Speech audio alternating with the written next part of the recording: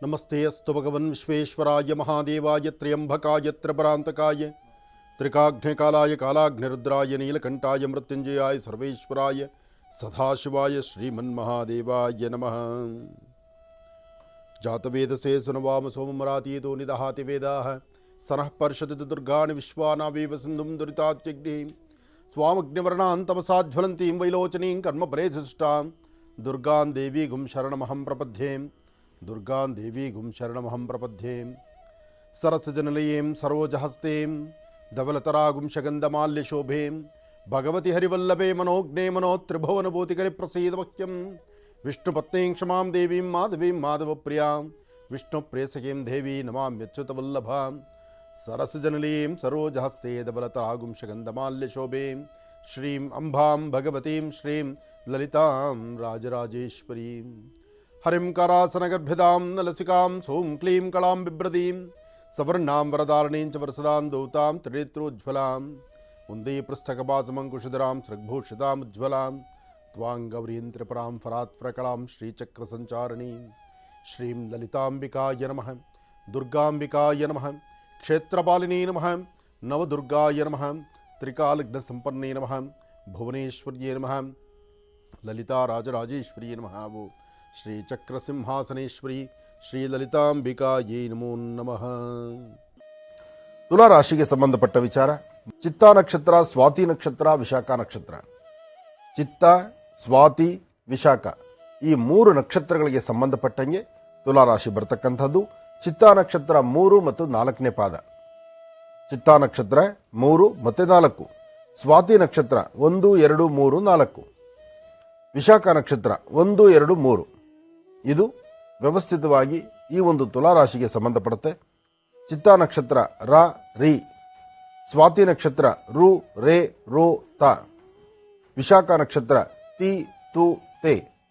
ಈ 4 ಅಕ್ಷರಗಳು ಬರ್ತಕ್ಕಂಥದ್ದು. ಅಂದರೆ ಈ ಅಕ್ಷರಗಳಿಗೆ ಹೆಸರಿನ ಮೊದಲನೇ ಅಕ್ಷರ ಇದಾಗಿದ್ದರೆ ನಿಮ್ಮದು ತುಲಾರಾಶಿ. ಡೇಟ್ ಆಫ್ ಬರ್ತ್ ಪ್ರಕಾರ ನಕ್ಷತ್ರ ಕರೆಕ್ಟಾಗಿ ಗೊತ್ತಿದೆ, ಎಲ್ಲವೂ ನಮಗೆ ಕರೆಕ್ಟಾಗಿದೆ, ಜಾತಕ ಕರೆಕ್ಟಾಗಿದೆ ಅಂದರೆ ಆಗ ನಿಮಗಿದು ಅನ್ವಯಿಸಲ್ಲ.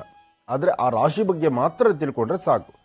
ನಮಗೆ ಡೇಟ್ ಆಫ್ ಬರ್ತ್ ಇಲ್ಲ, ಜಾತಕ ನಮ್ಮಲ್ಲಿಲ್ಲ, ನಮ್ಮ ಹಿರಿಯರು ಗುರುತು ಮಾಡಿಲ್ಲ, ನಮ್ಮ ಜಾತಕ ಬರೆಸಿಲ್ಲ ಅಂದಾಗ, ಜಾತಕವನ್ನ ಹಿರಿಯರು ಬರೀದಿರ ಇದ್ದಾಗ, ಬರೆಸದಿರ ಇದ್ದಾಗ ಮಾತ್ರ ಇದು ನಿಮಗೆ ಅನ್ವಯಿಸುವಂಥದ್ದು. ಏನೇ ಆದರೂ ಹೆಸರಿನ ಮೊದಲ ಅಕ್ಷರ ಅಥವಾ ರಾಶಿಯಲ್ಲಿ ಯಾವ ರಾಶಿ ಎಂಬತಕ್ಕಂಥದ್ದನ್ನು ತಿಳ್ಕೊಳ್ಳುವಂಥ ತಂತ್ರಸಾರ.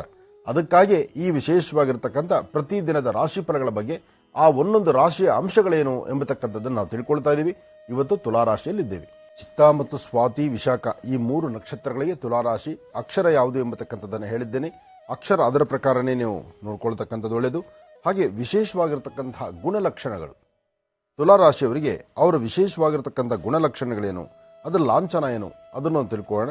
ಲಾಂಛನ ಬಂದು ತಕ್ಕಡಿ ಇರ್ತಕ್ಕಂಥ. ಅದರಲ್ಲೂ ತುಲಾರಾಶಿಯವರ ಒಂದು ಗುಣನೂ ಸಹಿತ ಬಹಳ ವಿಭಿನ್ನವಾಗಿರುತ್ತೆ. ಮನಸ್ಥಿತಿ ಅಷ್ಟು ಸಮಂಜಸವಾಗಿರುವುದಿಲ್ಲ.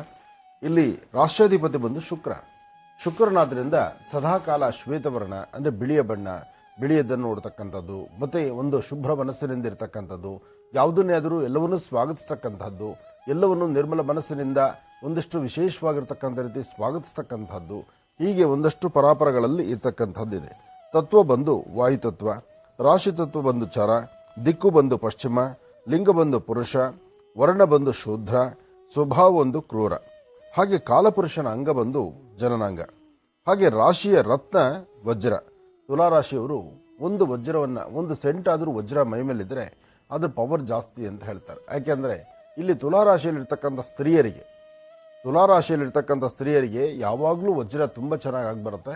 ವಜ್ರದ ಒಂದು ಸಣ್ಣ ಹರಳು ನಿಮ್ಮ ಮೈ ಮೇಲಿದ್ರೂ ಅದ್ರ ಪವರ್ ಸಾಕಷ್ಟು ಇರುತ್ತೆ, ಅದರ ಯಶಸ್ಸಿರುತ್ತೆ ಅಂತ ಧರ್ಮಶಾಸ್ತ್ರಗಳು ಹೇಳುತ್ತೆ, ಗ್ರಂಥಗಳಲ್ಲೂ ಆಧಾರಗಳು ಹೇಳುತ್ತೆ. ಹಾಗೆ ಇಲ್ಲಿ ತುಲಾರಾಶಿಯಲ್ಲಿರ್ತಕ್ಕಂಥ ಸ್ತ್ರೀಯರಾಗಲಿ ಪುರುಷರಾಗಲಿ ನೀವು ಧರಿಸಬೇಕಾಗಿರ್ತಕ್ಕಂತಹ ರತ್ನ ಅದು ವಜ್ರ. ರಾಶಿ ರತ್ನ ಬಂದು ವಜ್ರ. ಅದೃಷ್ಟದ ಬಣ್ಣ ಬಂದು ಬಿಳಿ ಮತ್ತು ನೀಲಿ. ಅದೃಷ್ಟದ ಬಣ್ಣ ಬಿಳಿ ಮತ್ತು ನೀಲಿ. ಅದೃಷ್ಟದ ದಿನ ಬಂದು ಶುಕ್ರವಾರ ಮತ್ತು ಸೋಮವಾರ. ಸಾಮಾನ್ಯಕ್ಕೆ ಶುಕ್ರವಾರ ಮತ್ತು ಸೋಮವಾರ ಬಂತು ಅಂದರೆ ತುಲಾರಾಶಿಯವರಿಗೆ ಒಂದಷ್ಟು ಸಂತೋಷ, ಸಂಭ್ರಮ, ಏನೋ ಒಂದು ಸಾಧನೆ ಮಾಡಿರ್ತಕ್ಕಂಥದ್ದು ಅಥವಾ ಮುಂದೇನೋ ಮಾಡಬಹುದಾಗಿರ್ತಕ್ಕಂಥದ್ದು, ಅಥವಾ ಆ ದಿನಗಳಲ್ಲೇ ನಿಮ್ಮ ಆಲೋಚನೆ ಸಾಕಷ್ಟು ಇರುತ್ತೆ. ಆಲೋಚನೆ ಇರುತ್ತೆ, ಒಳ್ಳೆ ಫಲಾಫಲಗಳಿರುತ್ತೆ, ಸಿದ್ಧಿಪಡಿಸ್ಕೊಳ್ಳುವಂಥ ಯೋಗ ಫಲ ಇರುತ್ತೆ.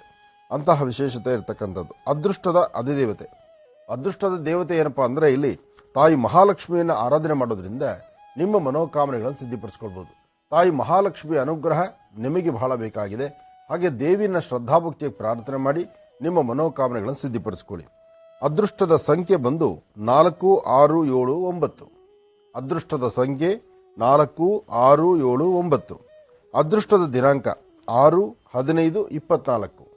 6, 15, 24 ಬಂತು ಅಂದರೆ ಅದು ಅದೃಷ್ಟವಾಗಿರ್ತಕ್ಕಂಥ ದಿನ. ಈ ದಿನಾಂಕಗಳಲ್ಲಿ ತಾವು ಯಾವ ಕೆಲಸ ಮಾಡಿದ್ರು ಸ್ವಲ್ಪ ಮಟ್ಟಿಗೆ ಭಗವಂತನ ಕೃಪೆಯಿಂದ ಆ ಕೆಲಸವನ್ನು ಗೆದ್ದುಕೊಳ್ಬೋದು. ಆದರೆ ಇಲ್ಲಿ ಒಂದು ವಿಷಯ ಚೆನ್ನಾಗಿ ಅರ್ಥ ಮಾಡ್ಕೊಳ್ಳಿ. ನಾವು ಅದೃಷ್ಟದ ಸಂಖ್ಯೆ, ಅದೃಷ್ಟದ ದಿನ ಅಂತ ಹೇಳಿದ್ದೀವಿ. ಆದರೆ ಇದು ನಿಮ್ಮ ತಾರಾಬಲಕ್ಕೆ ಸಂಬಂಧಪಟ್ಟಂಗೆ, ನಿಮ್ಮ ದಶಾಭುಕ್ತಿಗೆ ಸಂಬಂಧಪಟ್ಟಂಗೆ ಬೇರೆ ಗ್ರಹಗಳು ನಿಮ್ಮ ಗ್ರಹಗಳನ್ನು, ಬೇರೆ ಗ್ರಹಗಳು ನಿಮ್ಮ ಮನೆಯಲ್ಲಿ ಯಾವ್ಯಾವ ಗ್ರಹ ಯಾವ್ಯಾವ ಮನೆಗಳನ್ನು ನೋಡ್ತಿದೆಯೋ ಅಲ್ಲಿರ್ತಕ್ಕಂಥ ಫಲಾಫಲಗಳನ್ನು ಆಲೋಚನೆ ಮಾಡಿದಾಗ ಮಾತ್ರ ಇದು ನಿಮಗೆ ಸರಿ ಹೋಗ್ತಕ್ಕಂಥದ್ದು.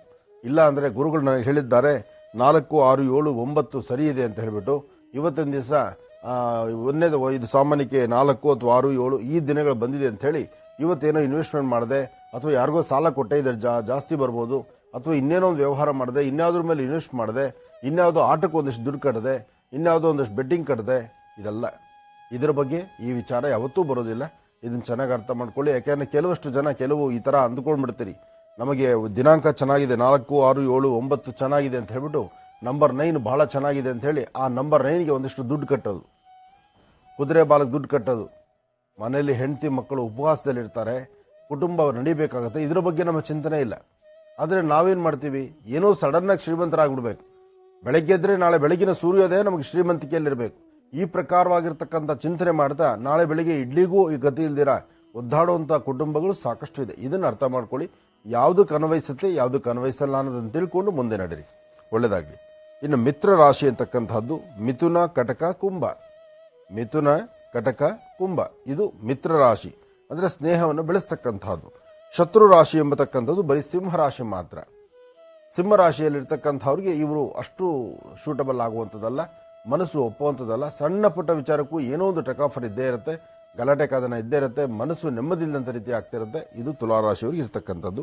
ಇನ್ನು ವಿಶೇಷವಾಗಿರ್ತಕ್ಕಂಥ ಗುಣ ಬಂದು ಒಳ್ಳೆ ನಿಪುಣತೆ ಇರ್ತಕ್ಕಂಥದ್ದು, ಅಧ್ಯಯನಶೀಲ ಇರ್ತಕ್ಕಂಥದ್ದು. ಅಂದರೆ ಯಾವುದನ್ನೇ ಆದರೂ ಸಹಿತ ಒಂದಷ್ಟು ಒಳ ಹೊಕ್ಕಿ ನೋಡ್ತಕ್ಕಂಥದ್ದು ಅಂತಾರಲ್ಲ, ಅಂದರೆ ಯಾವುದನ್ನೂ ಒಪ್ಕೊಳ್ಳೋದಿಲ್ಲ.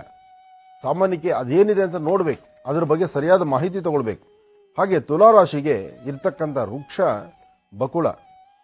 ಬಕುಳ ಎಂಬತಕ್ಕಂತಹ ವೃಕ್ಷ ಅದು ತುಲಾರಾಶಿಗೆ ಸಂಬಂಧಪಡುತ್ತೆ.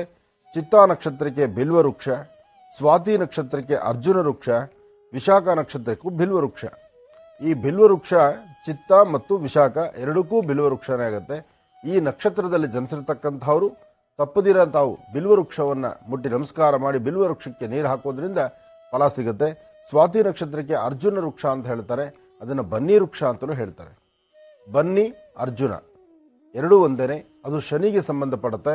ಅದಕ್ಕಾಗಿ ಸ್ವಾತಿ ನಕ್ಷತ್ರದಲ್ಲಿ ಜನಿಸಿರ್ತಕ್ಕಂಥವ್ರು ಈ ಒಂದು ವೃಕ್ಷಗಳಿಗೆ ನೀರು ಹಾಕಿ ಪ್ರತಿದಿನ ಒಂದು ಪ್ರದಕ್ಷಿಣೆ ಮಾಡಿ ನಮಸ್ಕಾರ ಮಾಡಿ ಆ ವೃಕ್ಷ ಸಾನ್ನಿಧ್ಯದಲ್ಲಿ ನಿಂತುಕೊಂಡು ಅಲ್ಲಿ ಏನಾದ್ರು ಒಂದು ಕೋರಿಕೆ ಕೊಡ್ಕೊಂಡ್ರು ಆ ಕೋರಿಕೆಗಳು ಬೇಗ ಸಿದ್ಧಿಯಾಗತ್ತೆ ಎಂಬತಕ್ಕಂಥದ್ದು ಪದ್ಧತಿ ಇದೆ. ಒಳ್ಳೆಯದಾಗಲಿ, ಶುಭವಾಗಲಿ.